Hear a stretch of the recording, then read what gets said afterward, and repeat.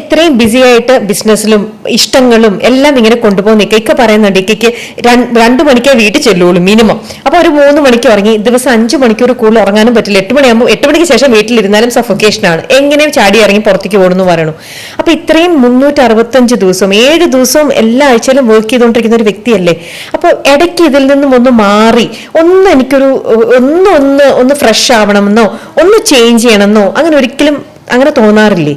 ഒരു യാത്രയായിക്കോട്ടെ അങ്ങനെ ഒന്നും തോന്നാറില്ല? അതിന്റെ പിന്നിലൊരു കഥയുണ്ട്.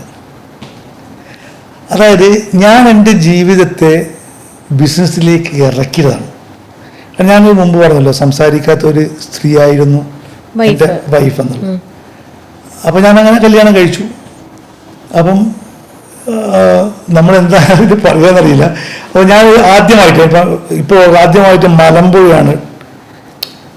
വൈഫ് കല്യാണം കഴിച്ചെങ്കിൽ വീട്ടുകാരുടെ തന്നെയാണല്ലോ ജീവിക്കുന്നത്. ഇപ്പം അവർക്ക് ഞാൻ പറഞ്ഞ അവർക്ക് മനസ്സിലാവുന്നില്ലെങ്കിൽ കുഴപ്പമില്ല, വലിയ കൂട്ടുകുടുംബമാണ്, കൂട്ടുകുടുംബത്തിൻ്റെ അകത്താണ് ആ വൈഫ്.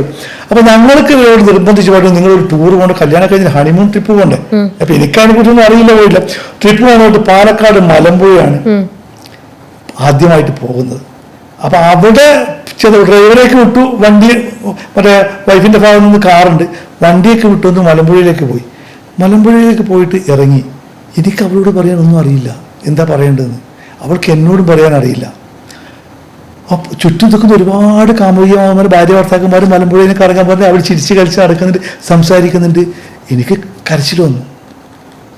അപ്പം ഞാൻ ശരിക്കും കല്യാണം കഴിക്കുന്നതിന് മുമ്പ് കണ്ണാടിയിൽ എന്നോട് തന്നെ ഞാൻ ചോദിച്ചിട്ടുണ്ട്, സംസാരിക്കാത്തൊരു പെൺകുട്ടിയാണ് എനിക്ക് കല്യാണം കഴിക്കുന്നത്, ഒരുപാട് കഴിവുകളുണ്ട്, വേണമെങ്കിൽ നിനക്ക് അതില്ലാത്തൊരു പെൺകുട്ടിയെ കിട്ടും, ആ പെൺകുട്ടിയിൽ നിന്നും ഇന്നേ കാര്യങ്ങളും നിനക്ക് നടക്കില്ല. അപ്പം നീ അന്നേരം അബദ്ധമായും തോന്നരുത്, തീരുമാനം ചെയ്യണം. അങ്ങനെ ഞാൻ ആലോചിച്ച് കണ്ണാടിക്ക് മുമ്പ് ഞാൻ എന്നോട് തന്നെ പറഞ്ഞു, ഇല്ല, എന്തൊക്കെ ബുദ്ധിമുട്ട് വന്നാലും മരണം വരെ ഈ സ്ത്രീ എൻ്റെ കൂടെ ആയിരിക്കും എന്ന് ഞാൻ മനസ്സിൽ തീരുമാനിച്ച കല്യാണം കഴിച്ചത്.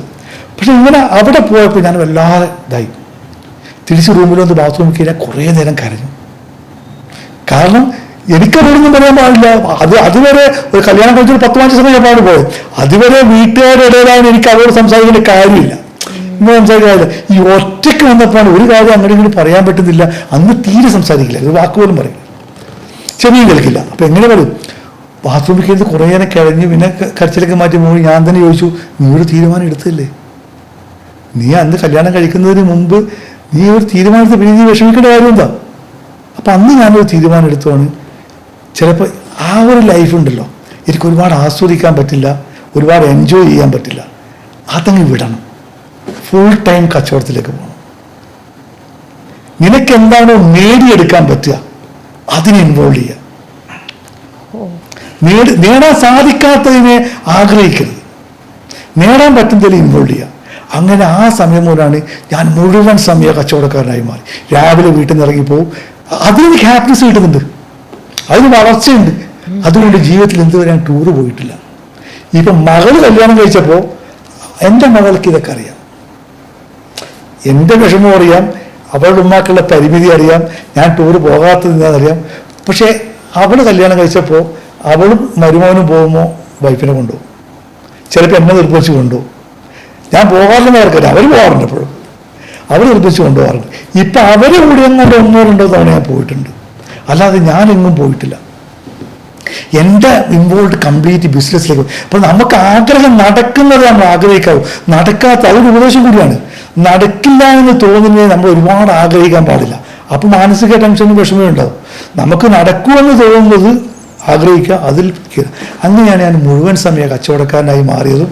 ഈ 24 മണിക്കൂറും വർക്ക് ചെയ്യുക, അല്ല 360 ദിവസവും വർക്ക് ചെയ്യുക എന്നുള്ള ഹാപ്പിനെസ് എതിലാണോ കിട്ടുന്നത് അതിലേക്ക് തിരിഞ്ഞതാണ്. അങ്ങനെയാണ് അതിൽ വന്നത്. ഇതിനകത്ത് അപ്പൊ അത് വിട്ട് അതിനകത്താണ് ഹാപ്പിനെസ്സോ, അവിടെ ഹാപ്പിനെസ് കിട്ടുന്നത് കൊണ്ട് കിട്ടുന്നില്ല എന്നല്ല, മനസ്സിലായി, ഞാൻ ആഗ്രഹിക്കുന്നത് പോലെ ആവില്ല. പിന്നെ ഇപ്പൊ അതൊക്കെ മാറി കേട്ടോ. ഇപ്പോ ഞങ്ങള് പറയുന്ന അപ്പൊ 25 വയസ്സും 30 വയസ്സൊന്നും ഇല്ലല്ലോ. ഞാനൊരു വല്യച്ഛനാണ്, അവരുടെ വല്യമ്മ. ആ രീതിയിൽ ഞങ്ങൾ വളരെ ഹാപ്പിയാണ്. എന്റെ ആഗ്രഹം എന്ന് പറഞ്ഞാൽ എന്റെ മകളുടെ കുട്ടികളുടെ വളർച്ച കണ്ട് ആസ്വദിക്കലാണ് എന്റെ ആഗ്രഹം. അതിന് ഞാൻ ഇപ്പം കുടുംബജീവിയാണ്, പണ്ട് കുടുംബജീവിയല്ല. അവരാണ് എന്റെ തെറ്റെന്ന് പറയുന്നത്. അവരെ വളർച്ച ഞാൻ കണ്ട് ആസ്വദിക്കുന്നുണ്ട്. പക്ഷെ എന്റെ വൈഫിനെ സംബന്ധിച്ചിടത്തോളം അവരെ നന്നായിട്ട് നോക്കുന്നുണ്ട്. അപ്പൊ അതിന് പറ്റിയ ഒരു ഏരിയ. ഇപ്പൊ എൻ്റെ ചെറുപ്പത്തിലുള്ള ആവശ്യങ്ങൾ നടന്നിട്ടില്ല എങ്കിലും ഇപ്പോൾ എൻ്റെ മകളുടെ കുട്ടികൾക്കും എൻ്റെ മകൾക്കും വേണ്ട എല്ലാ കാര്യങ്ങളും 100% പെർഫെക്റ്റ് ആയിട്ട് അവർ ചെയ്യുന്നുണ്ട്. ആ കാര്യത്തിൽ ഇപ്പോൾ ഹാപ്പിയാണ്. Beautiful beautiful. ഇക്ക ലൈഫിനെ എന്താ പറയാ, ദൈവം തന്നിരിക്കുന്ന ആ ഒരു ജീവിതത്തെ നമ്മൾ ആഗ്രഹിക്കുന്ന പോലെ എല്ലാം നമുക്ക് കിട്ടണം എന്നില്ല. പലപ്പോഴും പലരും ആ കിട്ടാത്തതിനെ കുറിച്ച് ഓതി ഇങ്ങനെ കരഞ്ഞ് അതിലൂടെ ഇങ്ങനെ എനിക്കില്ലല്ലോ എന്ന് വിചാരിക്കുന്ന ആൾക്കാരാണ് നമ്മുടെ കൂടെ ഒരുപാട് പേരല്ലേ. പക്ഷെ ഇക്കയുടെ ഇപ്പൊ പറഞ്ഞിരിക്കുന്ന ആ ഒരു മെസ്സേജ് എന്ത് ബ്യൂട്ടിഫുൾ ആയിട്ടുള്ള മെസ്സേജാണ്. ഓക്കെ, നമുക്കില്ല, ഒന്നും ചെയ്താലും കാര്യമില്ല, നമുക്ക് കിട്ടില്ല. So change your mind. നമുക്ക് കിട്ടുന്ന സ്ഥലങ്ങൾ വേറെ ഉണ്ടല്ലോ, അതിലൂടെ പോവാ. ലൈഫിനെ ഹാപ്പിനെസ് ഒന്നിൽ മാത്രമല്ല ഹാപ്പിനെസ് കിട്ടുന്നത്, പല വഴികളുണ്ടല്ലോ. ഒന്ന് കിട്ടില്ലെങ്കിൽ അതിനെക്കുറിച്ച് വിഷമിക്കരുത്. അത് നമ്മള് ജീവിതത്തിൽ ചെയ്തു വെച്ചൊരു കാര്യമാണ്, അതങ്ങനെ തുടർന്നു പോകും. ഇപ്പോഴും കുഴപ്പമൊന്നുമില്ല. ഇപ്പൊ ഞാൻ പലപ്പോഴും ഒരു ചായക്ക് മധുരമില്ലാത്തതിന് ഡൈവോഴ്സ് എടുക്കുന്ന കാലഘട്ടമാണ്. അപ്പൊ ആ കാലഘട്ടത്തിൽ എനിക്ക് ചിലപ്പോൾ അഭിമാനം തോന്നാറുണ്ട്. തീർച്ചയായിട്ടും എനിക്ക് ജീവിക്കാം, സന്തോഷകരമായിട്ട് ജീവിക്കാൻ പറ്റി. അതെ, കാരണം തുടക്കത്തിലേക്ക് കമ്മ്യൂണിക്കേഷൻ എന്ത് ബുദ്ധിമുട്ടായിരുന്നു. ചെവി കേൾക്കും കൂടി ഇല്ലല്ലോ, അപ്പൊ നമ്മൾ പറയുന്നത് പറ്റില്ല, സൈൻ ലാംഗ്വേജിലൂടെ മാത്രം വേണം കമ്മ്യൂണിക്കേഷൻ. ഇക്കയ്ക്ക് അതൊന്നും ശീലമില്ലാത്ത കാര്യവും കൂടെ. അപ്പോൾ ആദ്യത്തെ ആ ഒരു ജേർണി എന്ന് പറയുന്നത് എന്ത് ബുദ്ധിമുട്ടുള്ളൊരു കാര്യമായിരുന്നു. ഇന്നത്തെ ഇപ്പൊക്കെ പറഞ്ഞ പോലെ ഇതൊക്കെ നിസ്സാരമായിട്ട് ഇന്നിപ്പം ഡിവോഴ്സ് ചെയ്ത് പോകേണ്ട കേസുകളാണ്.